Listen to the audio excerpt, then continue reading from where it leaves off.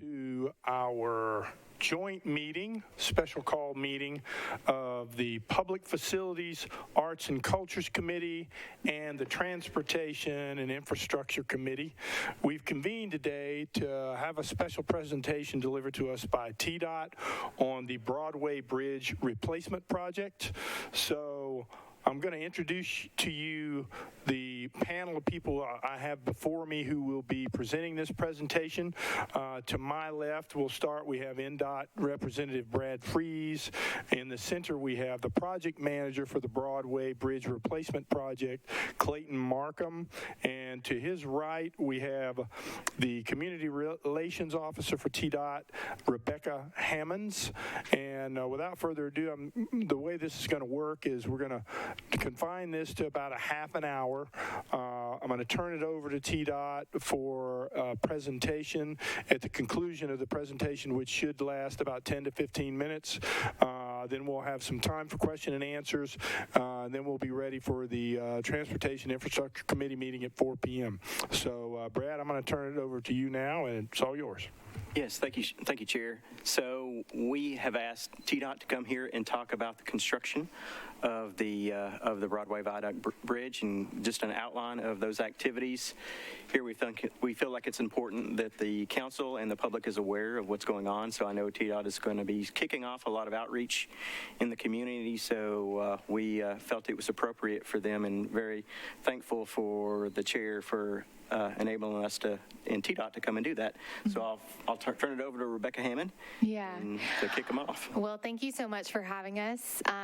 Like they have said, this is an exciting project for us. We know it's been a very needed project, but we also know that it can bring a lot of questions and confusions and frustrations. So that is why we're here. That's why we're making sure to inform as many people as possible. And we know that you guys are a critical role in all of that.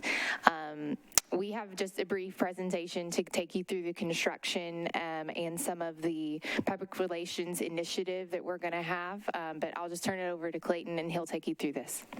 All right. Good afternoon, everybody. So we'll get through this. So really, I'll start out with kind of the project overview of why we need to do the project, what's going on. The bridge is really ending its life cycle. It's about a 73-year-old bridge. It's had two different major rehabilitations through its life, and it's really beginning to start showing a little bit of additional deterioration. It does have substandard vertical clearances over the railroad that goes underneath it, so we're improving those, and we understand that this is a gateway bridge to downtown. We realize that, and because of that, we understand that construction time is crucial. You know, it's a primary way to get downtown to Lower Broad, and so we really wanted to try to take that into account. With that, the department selected an alternative contracting method called CMGC, or Construction Manager General Contractor. What we do with this method is we bring in a contractor. We hire a contractor while we're going through the design to help us work through any risks or any concerns or any major things that we can do to help accelerate the project or provide for any way to make the project better. And so Kiewit was the contractor we hired to do that. We brought them in. They provided some valuable feedback. Gresham Smith was the designer for the department on the project. And with the CMGC process, we also hire a third-party consultant, in this case was HDR, to help us evaluate the cost of the project to ensure that everything's in line and it's a reasonable cost. So with that, some of the techniques that we developed were some accelerated bridge techniques. This really allows us to build the bridge quickly and efficiently and provide as little impact to traffic as possible.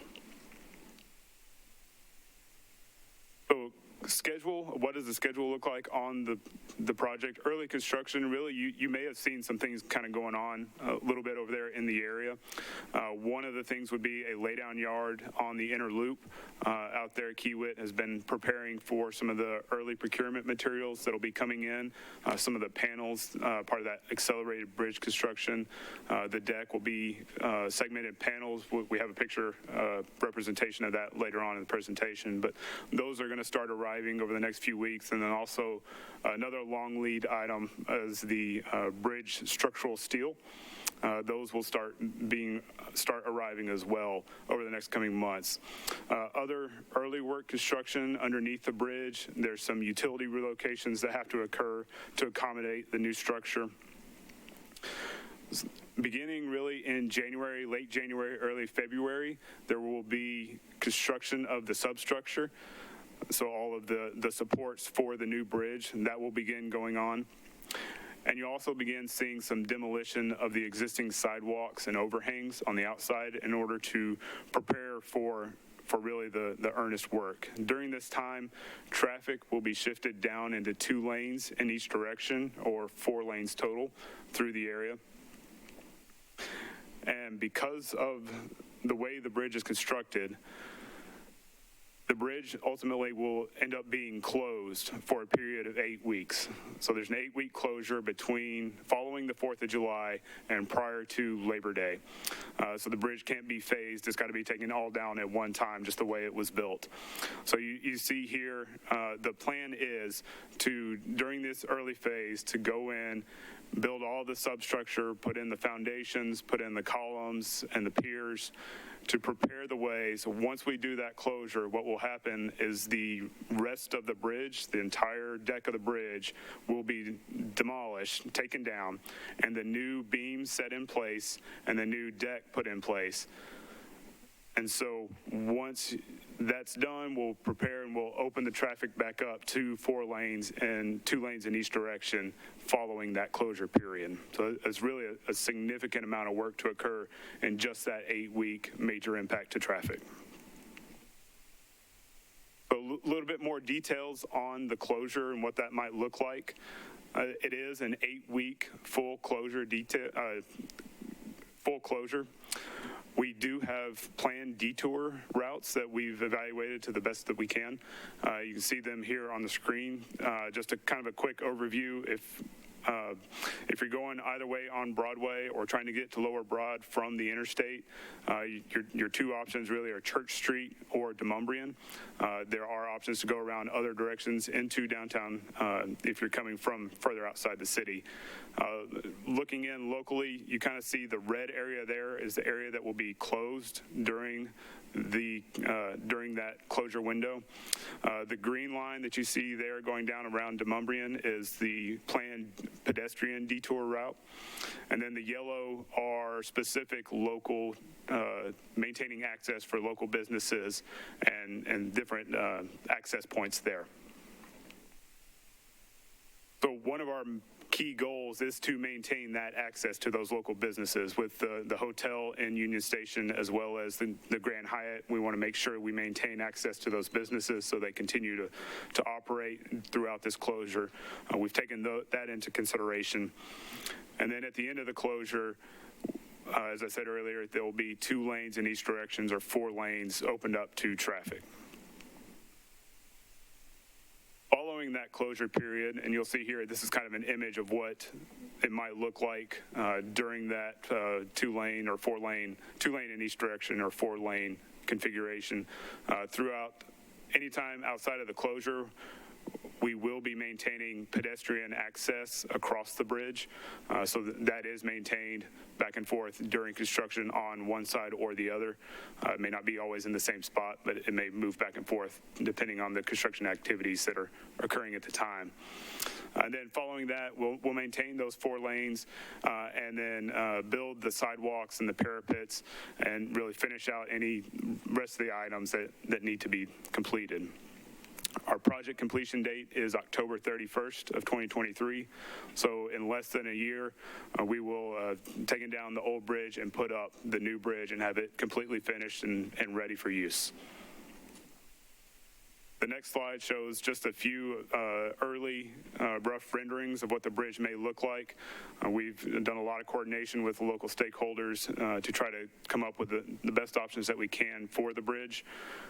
And so this is just kind of an early rendering of what it may look like. And I'll hand it over to Rebecca to talk a little bit about some upcoming and continuing community relations efforts. This is just a QR code to take you to our project website. We encourage people to visit. We're going to be continuously updating it. There's also going to be an option for people to sign up for a newsletter that will go out on a regular basis with construction updates, any social media updates we may be posting. That smaller QR code is also my contact. I mean, my job is to connect the public and officials, people like you all, to people like Clayton and to our project. So please, by all means, scan both of those. We have been doing what we've been calling grassroots coordination and stakeholder meetings and education for months now. We've been working with different groups and officials to make sure that everyone's been made aware. We have another one on Thursday with all emergency officials and first responders to make sure they're aware and to make sure they know of the detour and what all will need to be done as far as law enforcement or emergency situations are concerned. We have been meeting with businesses, and we will be meeting with businesses just within that detour footprint to know or to let them know of whether it be increased or decreased traffic and what this will mean for them during that 8-week closure. So with that, we'll open it up for questions. Yes, ma'am. It looks like, oh, I'm so sorry. Thank you for that. I appreciate your efficiency in getting through that program. One of the things I failed to do was recognize my cohort over here, Vice Chair Russ Bradford, who's representing the Public Facilities, Arts, and Cultures Committee. So just by way of reminder, we will end this meeting no later than 4 p.m. We've got about 18 minutes now left, so we can entertain questions. Councilmember Gamble, I believe you have a question. Thank you, Chair, and thank you all for being here and taking on this project. I'm sure it may be long overdue, so we appreciate the priority for it. My question has to do with the community engagement. You mentioned that you had met with several community groups. Wondering if you could name a couple of those groups? Yeah. And the second question, do you have any plans for upgrades to the bridge, whether it's lighting on top of the bridge or under the bridge or something new that we could take advantage of with this opportunity of renovating it or redoing it? So I'll take the first one. We have been working with mainly the priority stakeholders right in the bridge area. So from the beginning of the project, Clayton and other project managers have been working with business entities like M Street, Union Station, Highwoods, several others. We also recently had a meeting for some other stakeholders that are, in the larger footprint. So Nashville Chamber, Downtown Partnership, there's several others. A lot of the businesses within the Gulch area and the 10th Avenue area, Capitol View. So really been focusing on those who are immediately impacted. I am leaning on the Downtown Partnership and Chamber to really help with getting some of the communication to the Lower Broad area, because as we've said, I mean, this is a gateway to that area. So, and then the others are the first responders, and then everyone on the newsletter list will be invited to a virtual meeting similar to this with this presentation, so they can kind of have their questions answered as well. So that's coming up. And as far as the aesthetic, we've been working with the adjacent property owners to get their input as far as what they would like to see, and working with NDOT to take into their consideration what needs to be done or what they would like to see on the bridge. So that is an ongoing and continuing effort that we've made for that. I'll say one of our goals as far as the aesthetic in the area is to complement the area and not compete with the area. So we understand and realize the importance of the Union Station Hotel and the historical aspect of that. So we want to complement that and emphasize that and not necessarily compete with it on the aesthetic front. Thank you, Councilmember. Chair Bradford, the floor is yours. Thank you, Chair. So my question is pretty much a follow-up on what Councilmember Gamble was asking is, with the design of this new, bigger, better bridge, was there any considerations made for bikers? So, you talked about sidewalks and the traffic lanes, but I feel like this is a great opportunity when you're upgrading a bridge to new standards that you recognize that biking is becoming more popular, especially in the downtown core.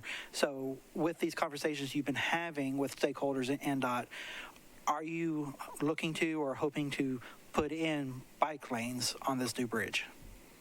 That's a really good question, and it's a challenging question. It's a challenge we faced throughout this entire design process. So one of the big challenges that we faced with this bridge is we're literally right up to the door of Union Station on one side and right up adjacent to the Grand Hyatt Hotel on the other side. So it really constrains us as far as what we can do with the footprint and the width of the bridge.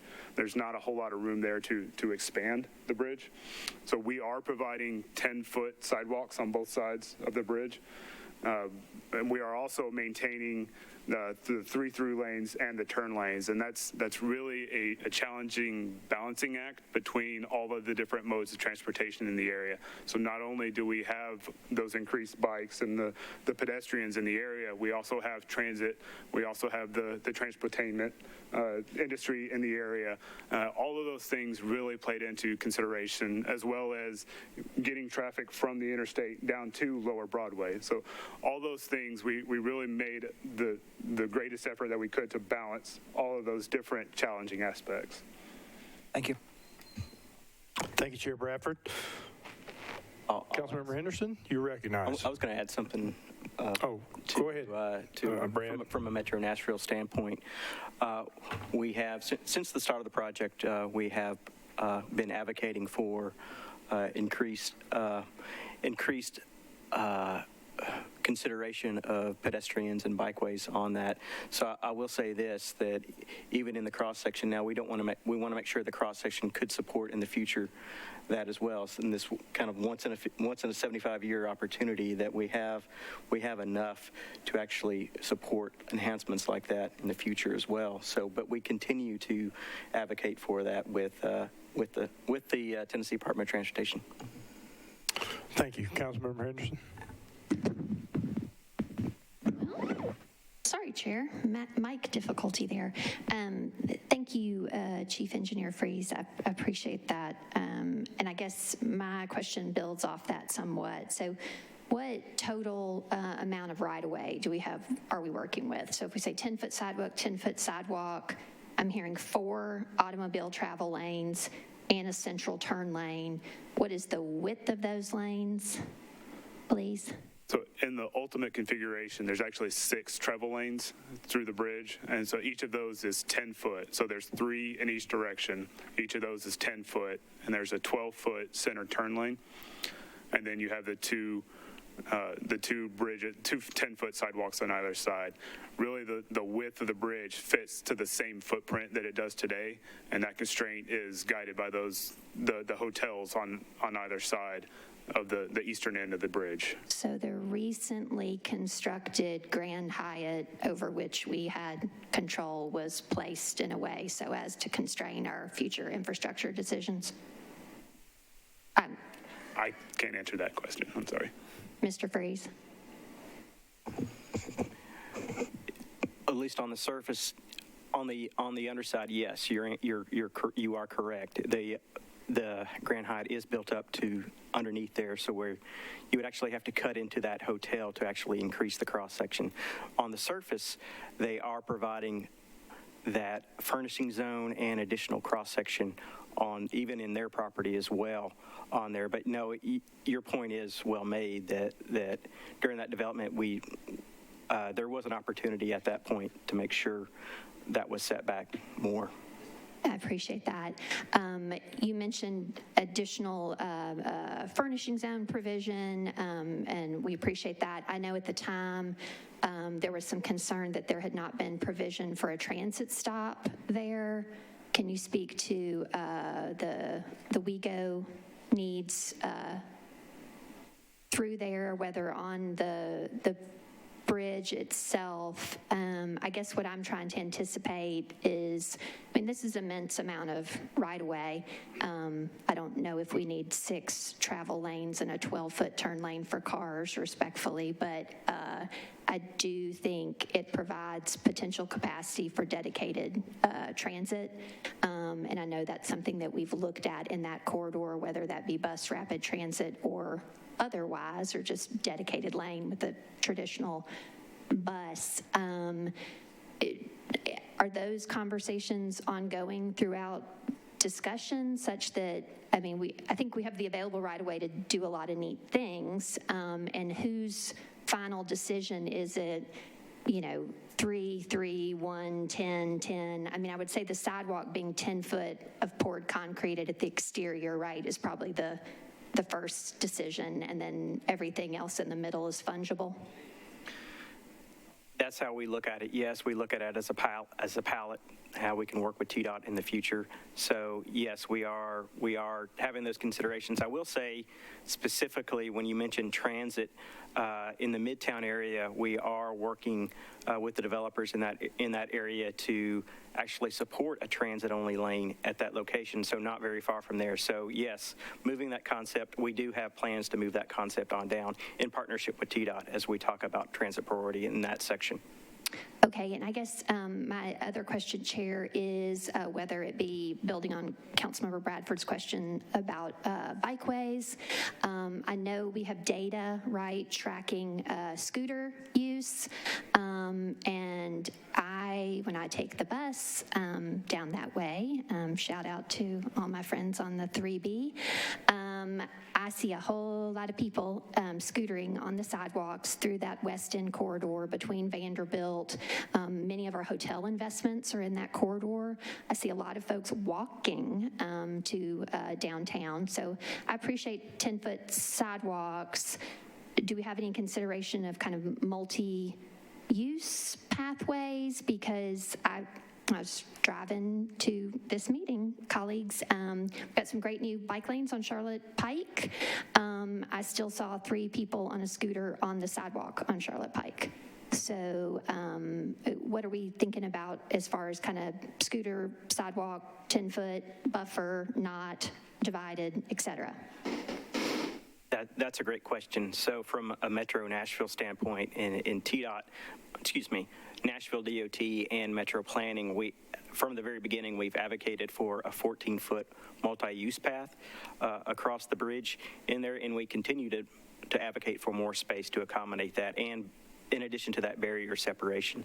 So we're continuing to advocate that with Tennessee Department of Transportation, but also talking about that, like I said, in the future as a palette. How can we bring that into fruition on this corridor? Okay, and I guess my last question, Chair, and follow up to that is, if NDOT is advocating for a 14-foot multi-use pathway at the exterior of the bridge and construction is getting going, respect the ongoing conversations and thank TDOT very much for being a part of those. But what do we need to share with the community if that's something that they also would like to advocate for? To whom would they direct that advocacy?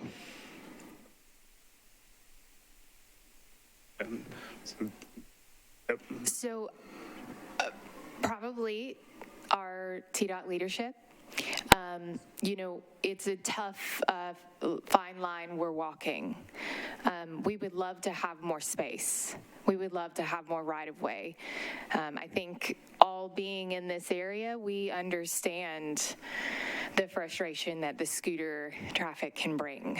But our hands are tied in certain ways, and I know that after many conversations, this plan has been decided on and is the plan as we move forward. We are having conversations and ongoing discussions, but it's just one of those things where we're really trying to walk a tightrope here between actual available space and what we feel like is best for all vested interests.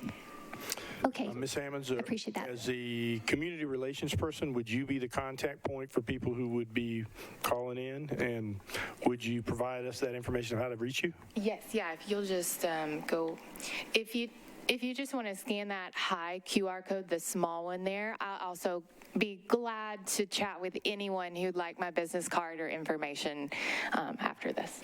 And then, Chair, I don't know if maybe another colleague might ask, but for the alternate routes, again, because that Broadway is such a big ingress egress for so many of the WeGo transit to the west side, can you speak to whether on the detours, can you speak to transit priority, bikeway provision? So you spoke about the pedestrian alternate route. Will there also be provision for scooters, bikes, and I think having transit priority in our detours, colleagues, provides a really good inflection point, really, to start to encourage people like, hey, avoid this mess, choose the bus, right? And if we can give priority to the bus on our alternate routes, that's a good way to encourage people going forward to use those routes that normally go that way. Can you speak to bus priority or multimodal provisions on the alternate detour routes, please? Thank you. So we are coordinating with WeGo and their bus routes. We're providing them, coordinating our construction schedule and when their impacts will be seen so that we can work out alternate routes for those buses, especially during that closure period. So that's an ongoing coordination as we move forward with the project that will continue to be occurring. The pedestrian route detour does accommodate the bikes and the scooters through that route along the existing facilities that are there. So I know it's very difficult to see, so forgive me, but the color coordinated on this map and the one you have in front of you on the pamphlet or the handout, the colors are representative of pedestrian, bus, and vehicle, correct? So the bus would be similar to a vehicle. Okay, sorry. So the yellow is more those local. Okay. So WeGo and Walk Bike have both been in conversations with us with the early stakeholder meetings and with NDOT. So those obviously have been taken into consideration.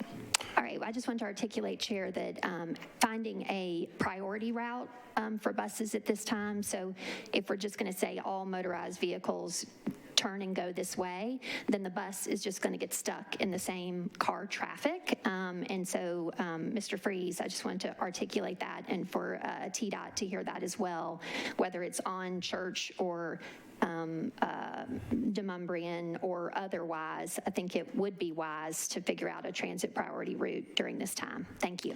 Thank you, Councilmember Henderson, for those thoughtful comments and questions. We've got time for one more question before we have to move to the Transportation and Infrastructure Committee meeting. Councilmember Swope. Oh.